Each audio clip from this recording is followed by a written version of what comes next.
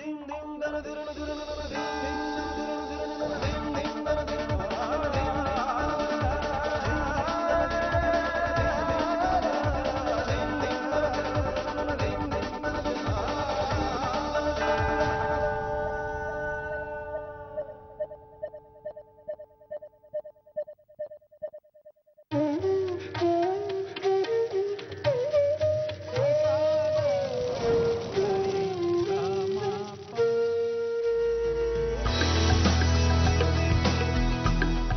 continue our journey to salute the inspiring Indians who are pushing the boundaries in a bid to build a better India. This week we bring you 3 such stories of amazing Indians who are selflessly striving to bring about a positive change. Their mission is to provide solar lighting to villages that have never had access to electricity. Meet this group of college students as they join hands to brighten up villages. From Kolkata, we bring you the inspiring story of our humble educator Mamoon Akhtar, who is opening the doors of opportunity for underprivileged kids in the slums of Tikiapara. And meet the new age paperman, Matthew Jose, who is motivating students in Chennai to recycle paper for a cause.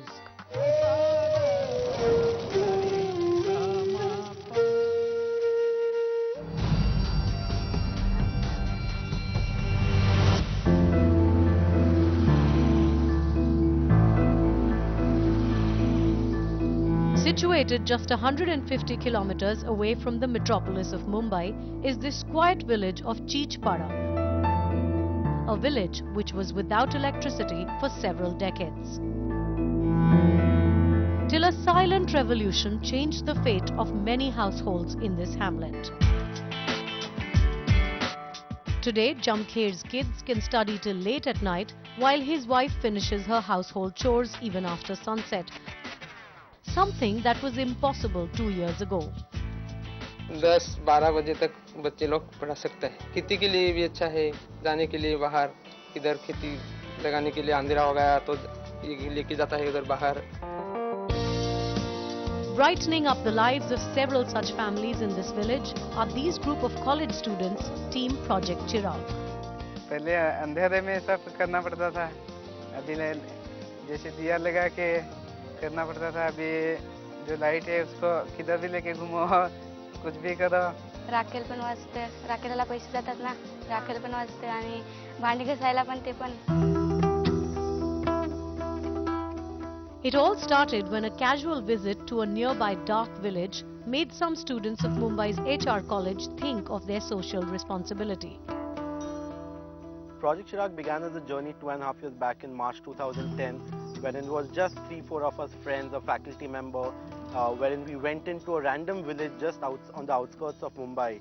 And we were so shocked to see that there are villages which absolutely have no access to electricity. We said that, okay, fine, if the government can't do the job of providing these villages with the light, as the youth, we will take it upon ourselves to provide light to these many thousands of villages in India which have no access to lighting.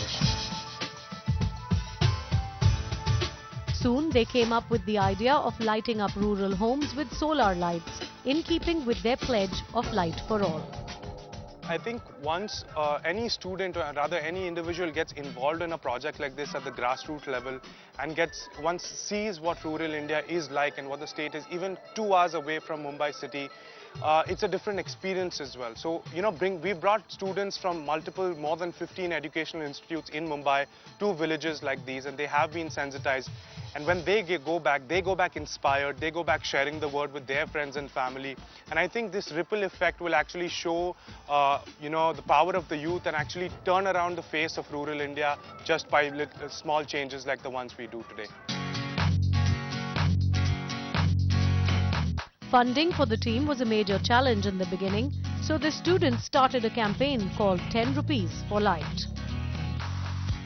Across 6 floors of our college, we took off all the tube lights across all corridors and we hung a message saying missing for a mission. Next day, when 6,000 students walked into college, the college corridors were in darkness. And that was the point, to sensitize 6,000 students that what it feels without light.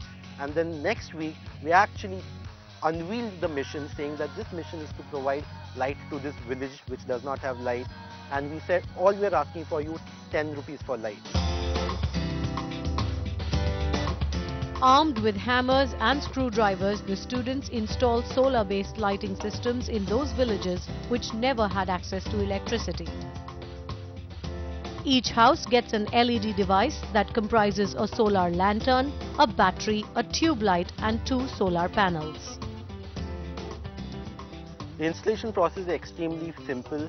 A panel is put on top of a rural household. There are 2 sets of lights that are given. One is a fixed light and one is a portable solar lantern. The portable solar lantern has a mobile charger as well. It's a completely plug-and-play system in which students as young as 12 years of age have installed these lights.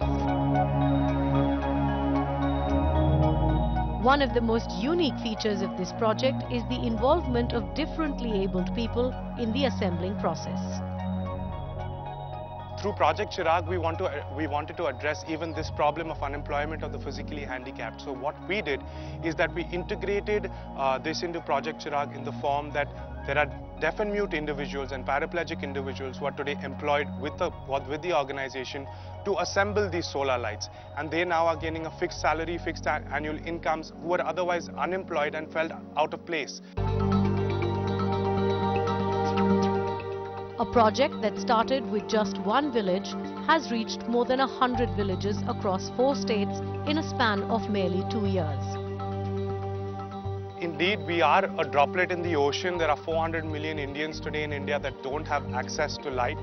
But yes, we are making a difference in our own way. We say that India has seen the Teach India movement, the Lead India movement, and now it's time for the youth of India to declare the Light India movement to reach out to every rural household.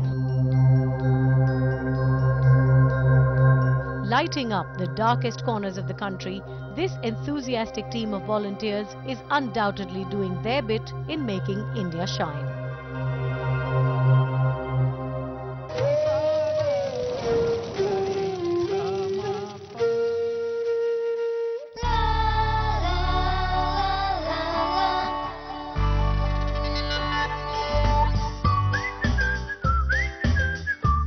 Like all major metropolitan cities of India, this city on the banks of the Hooghly River is always on the move.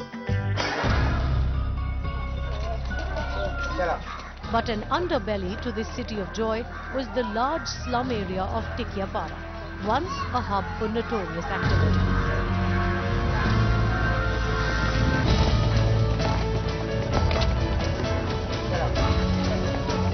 Shining like a ray of hope for the people in the Howrah district is the Samaritan Mission School.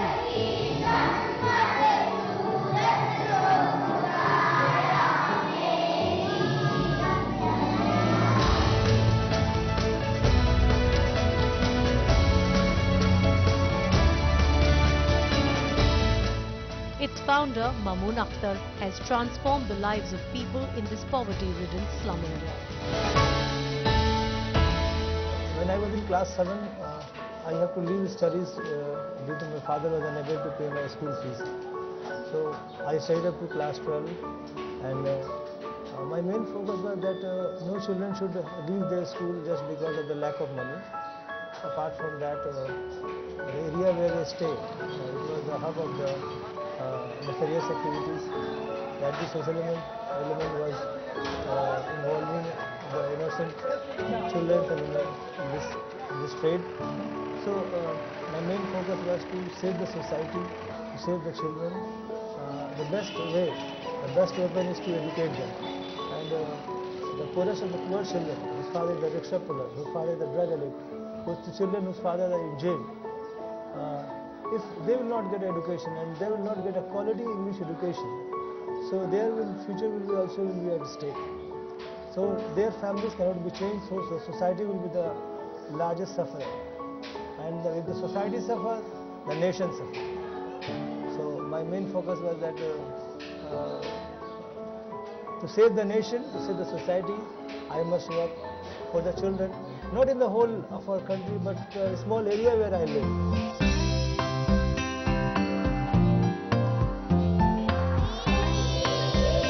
Starting out as a librarian, Mamoon his own savings and donations from patrons to start a school under the umbrella of Samaritan Health Mission to provide secular education to underprivileged children for a nominal fee.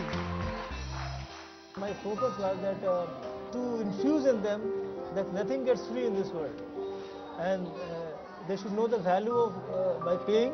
They will also have a participation. According to all the children are similarly studying in big schools, we are also paying fees. We are just coming on the counter and paying 5 rupees or 10 rupees. I am also living on the same standard of living as the children of a rich family, children who are financially good. They are going to bigger schools. This is the one of the unique schools of this country, where the 80 to 90% the children are studying, are the Muslim children, and 100% supports come from my Hindu brothers. That is one of the best, one of the unique schools I am very proud to say. For Muhammad Khalid, the son of a daily wage labourer, studying in an English medium school is no more a distant dream. And this is my school and this is my class. In fact, this 7-year-old is not only one of the brightest students in his class, but has also helped his father adopt a healthier lifestyle. लड़का भी आकर घर पे बताता है कि बहुत हमको मान जान होता है, सब शहर हमको मानते हैं, सब मिस हमको मानती है। हम बोले ठीक है बेटा तुम पढ़ो वहाँ पर, हम तो अब मैंने तो नशा छोड़ दिया, अब तो नशा बाल बच्चा हो गया। उस दिन से हम सोचे कभी नशा मेरा बाल बच्चा है, इसी से नशा पूरा हो जा रहा है। वो नशा खत्म, अब दूसरा नशा, बाल बच्चा पढ़ाओ लिखाओ खुश करो।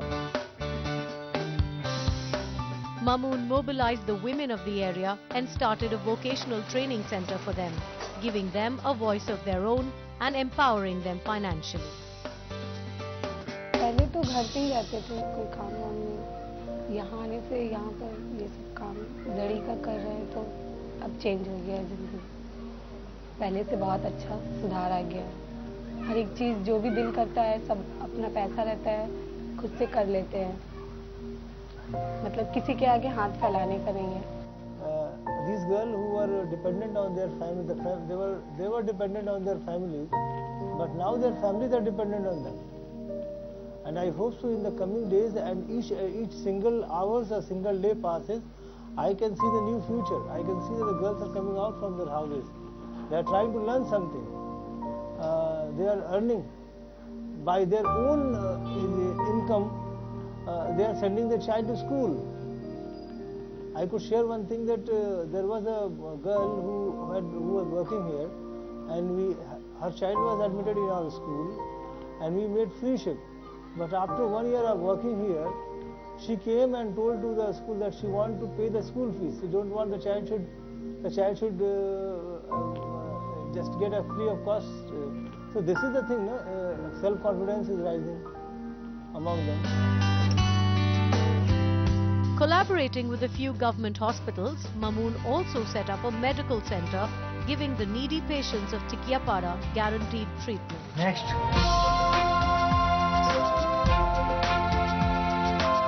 From education to employment for women to providing economical healthcare services.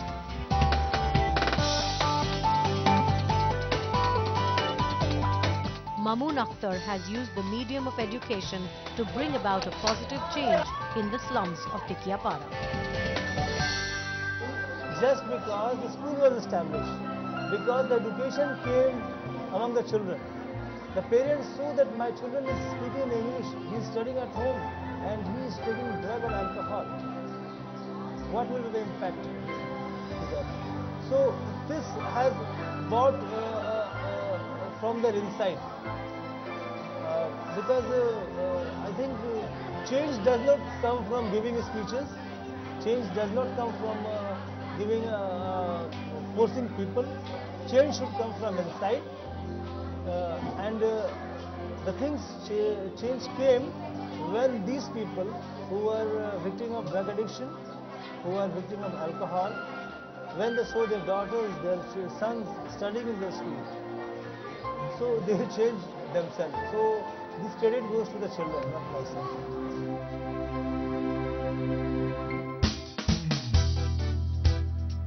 After the break, join urban crusader Matthew Joseph's paper recycling campaign.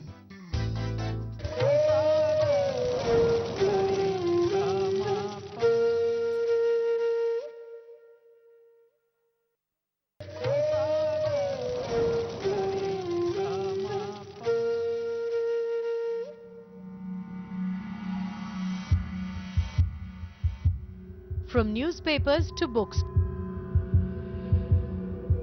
to magazines, to cardboard boxes, paper is such an integral part of our daily lives.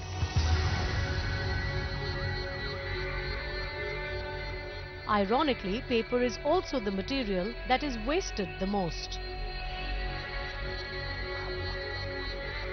Little do we know that with every ton of paper that is recycled, we save 17 trees. Recognizing the importance of recycling paper and helping Mother Nature is our new age paperman from Chennai, Matthew Jose. There's a saying which says, today's newspaper is tomorrow's waste paper. The people who, these kabadiwalas, the main paperman, the recyclers, they should play a very important role where you can connect better with them and channelize your waste. But what happens now is, as things are getting, our country is economically growing, all our disposable incomes are increasing, we don't see the same value in the waste like before. Like earlier, say in my home and all, my mom used to keep aside all the paper and all these waste, and at the end of the month, she used to give it to a kabadiwala and get the proceeds from it. But now it's like as things are moving, both the man and the women in the house are working, and nobody sees value in this waste that is happening. So a lot of being is dumped around. Inspired by his local kabadiwalas or rag pickers, Matthew started Paperman, a movement that focuses on changing the way people perceive waste. Few years back, when I was interested to do something about recycling and stuff like that, I met one of these people, like the paperman, who came to my house to collect the paper. So what I saw was, these guys, they're making an impact every day. They were not just talking about environment or anything, they were making an impact every single day with the kind of paper that they're recycling, the plastic, the glasses and all the materials that they make an impact every single day. So this was something which really connected with me, and that is when I thought this can be taken to the society in a very refreshed manner.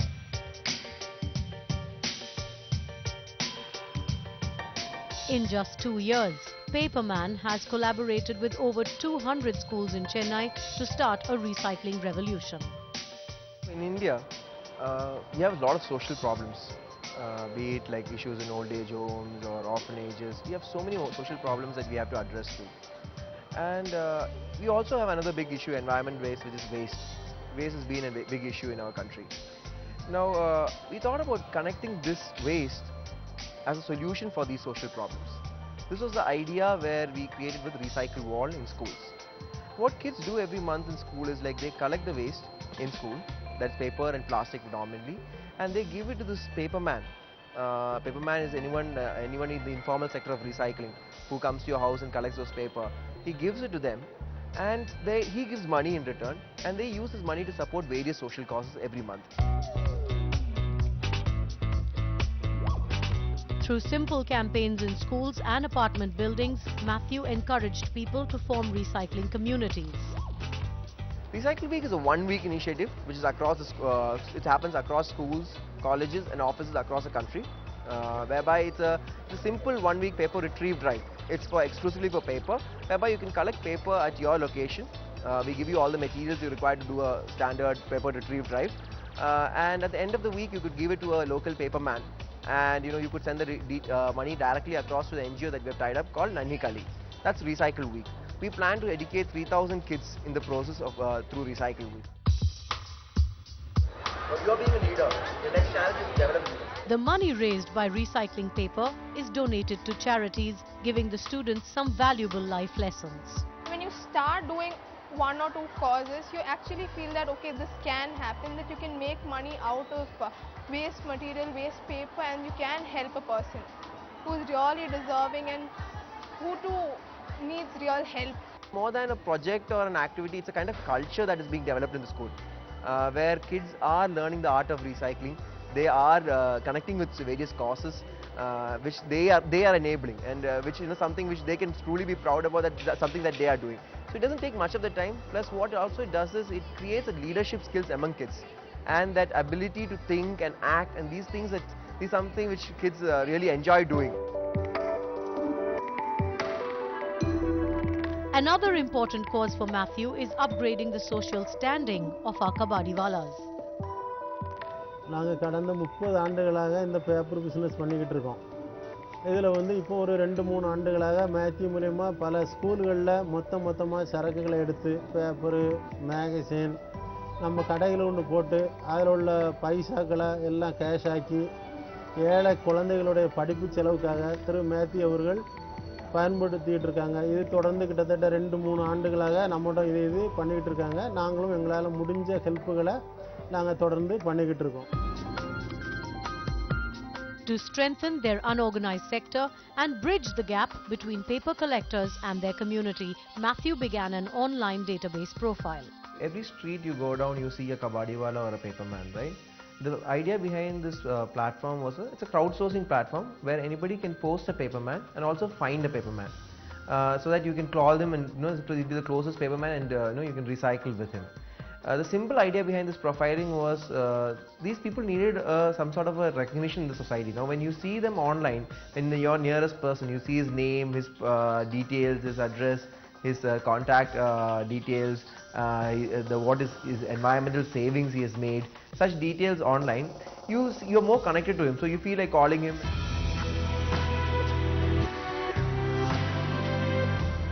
It's time for city folks to join this Urban Crusaders Recycle campaign to save the environment.